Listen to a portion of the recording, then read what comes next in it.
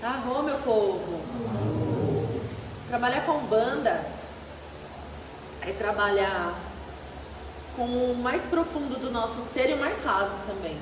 É antagônico, eu sei, mas é trabalhar diretamente com a alma, com a nossa ancestralidade e trabalhar com todo esse efeito no campo físico.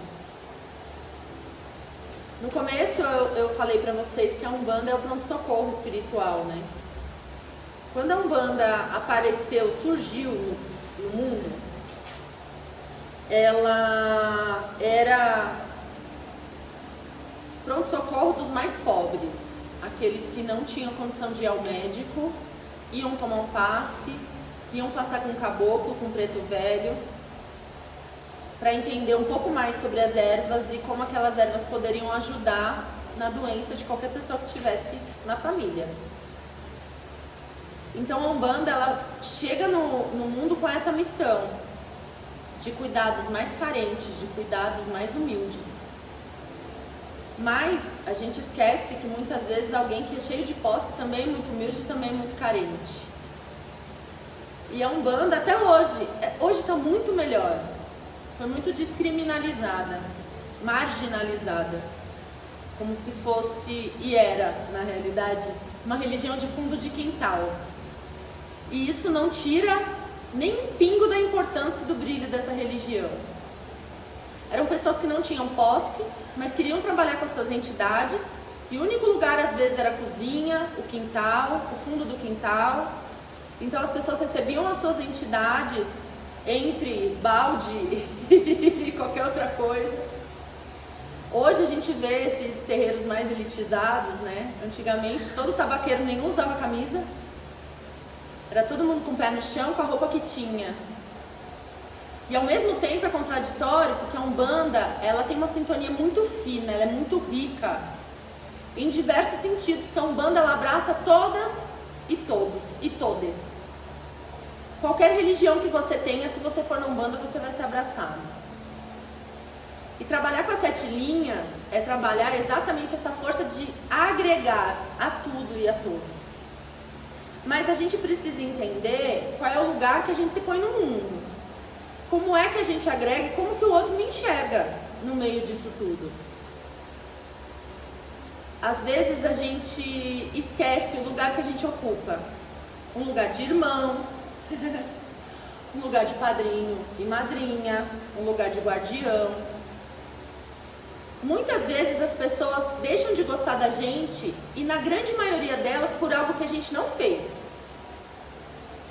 Porque a gente vive sob um guarda-chuva de expectativas das outras pessoas. Sobre como a gente deve se comportar, qual é a resposta que a gente tem que ter, aonde que a gente está presente ou não. A gente esquece muitas vezes que a outra pessoa, ela tem uma vida, ela tem problemas, ela tem dores, ela tem mágoas. E a gente joga as nossas expectativas em cima delas. Por que a pessoa não me olha? Por que minha mãe não me cuida? Por que o meu irmão não olha pra mim? Por que a minha irmã vive na rua? Por quê? E nisso a gente entra num campo de frustração. Dentro dessa frustração, é engraçado porque muitas vezes ela é bilateral. A frustração daquele que não fez porque não sabia, e a frustração daquele que esperava que o outro fizesse sem comunicar. Eu falei aqui no último ritual que o pior que a gente pode sentir, ou o pior que a gente pode seguir, são as hipóteses. Eu suponho que o meu pai queira isso. Eu suponho que a minha mãe queira aquilo. Eu suponho que o meu chefe queira isso. E dentro dessas suposições, a gente cria regras dentro da gente que às vezes o outro não foi comunicado. Eu espero que a minha mãe sirva o meu prato até enquanto eu morar com ela, ou quando eu for na casa dela. Eu espero que o meu chefe olhe pra mim e me elogie todos os dias porque eu fiz um trabalho bem feito. Eu espero. E desse esperar, e dentro dessas sugestões ou hipóteses, quantas verdades a gente não tem dentro da gente? E trabalhar com as 7 linhas é trabalhar o quebrar dessas hipóteses, o quebrar dessas verdades. E entender que a realidade, ela é muito mais simples do que o que a gente enxerga.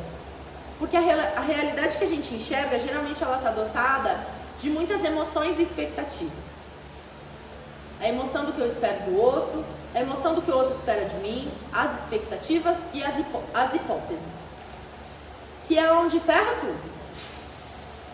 Imagina uma entidade, um preto velho que está ali recebendo um consulente, e esse consulente está dizendo: mas a minha mãe não põe o meu prato, mas a minha mãe não faz isso, não faz aquilo. E aí o preto velho fala: para que você já é marmanjo? Para de cobrar coisa da sua mãe? Vai fazer você seu prato? Quando a gente passa com o Exu, então ele dá risada na nossa cara. Então são entidades que trabalham na força de frente das nossas dores mais primárias.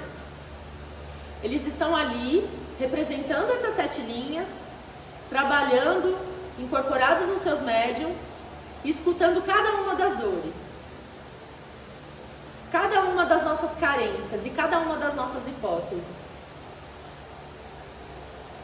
A Umbanda, como linha de frente, ela colhe tudo, desde uma dor na perna, desde um câncer, até dores emocionais e criança ferida, dentro de um adulto.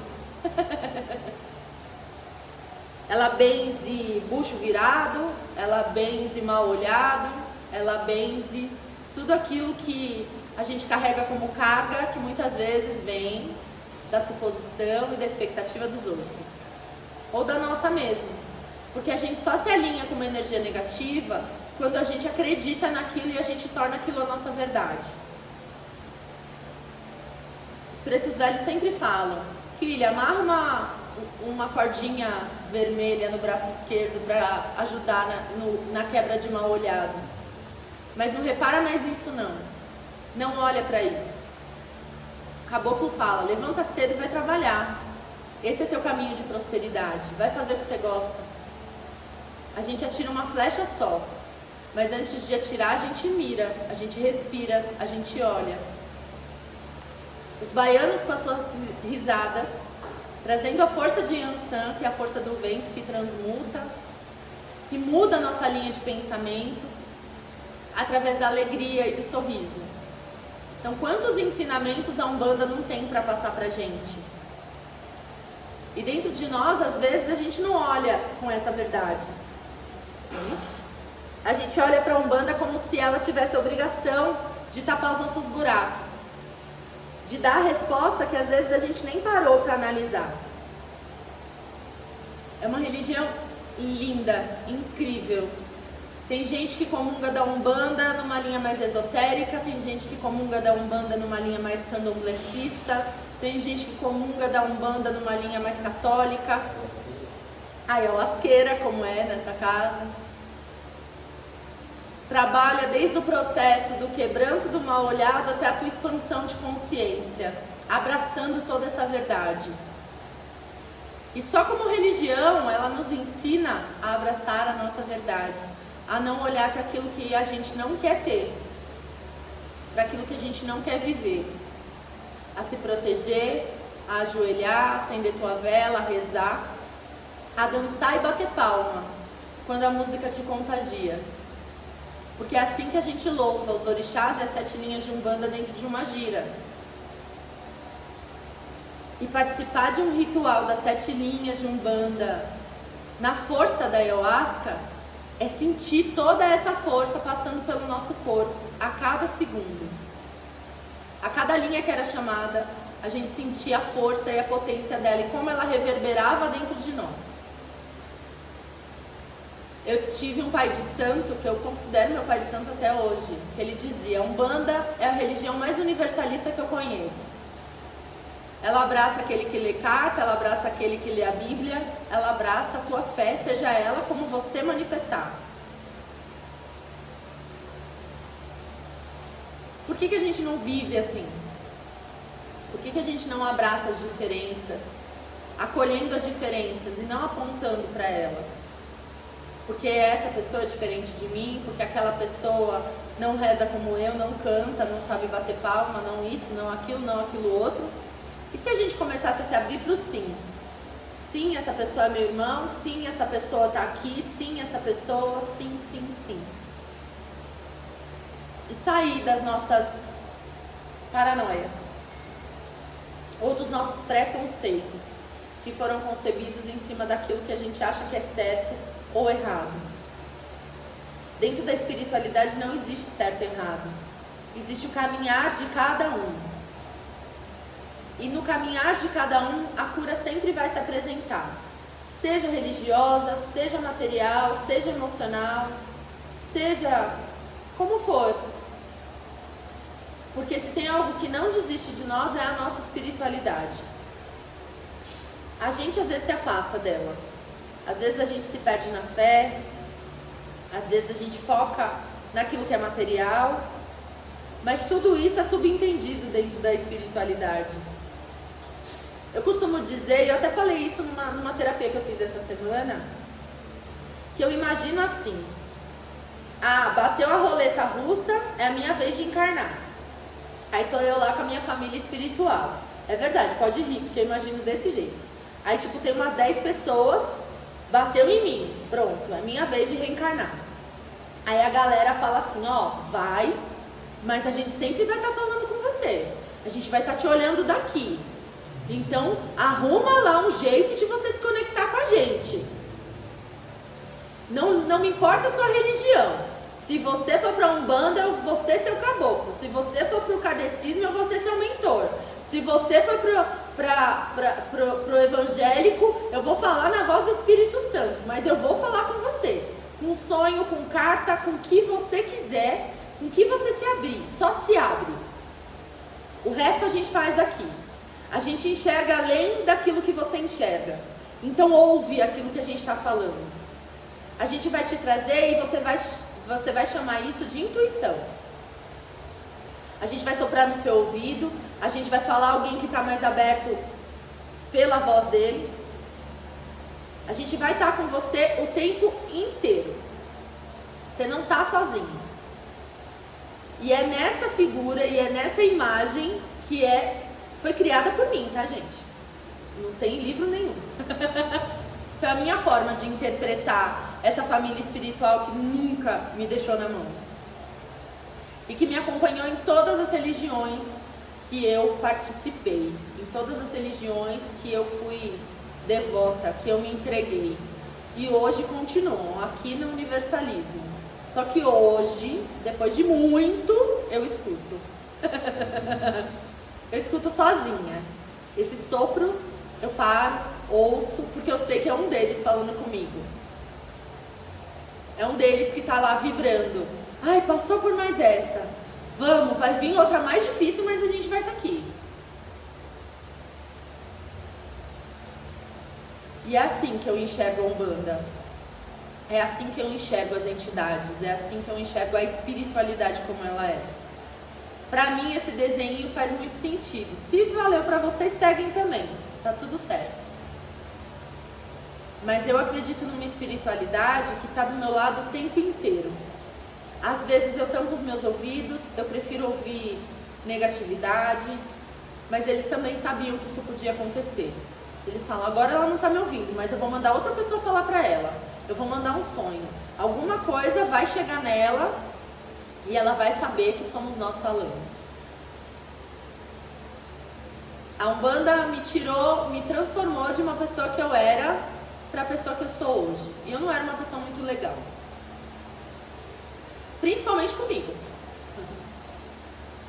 Principalmente comigo. A Umbanda me fez me enxergar como eu sou e eu tenho certeza que ainda vai fazer muito por mim.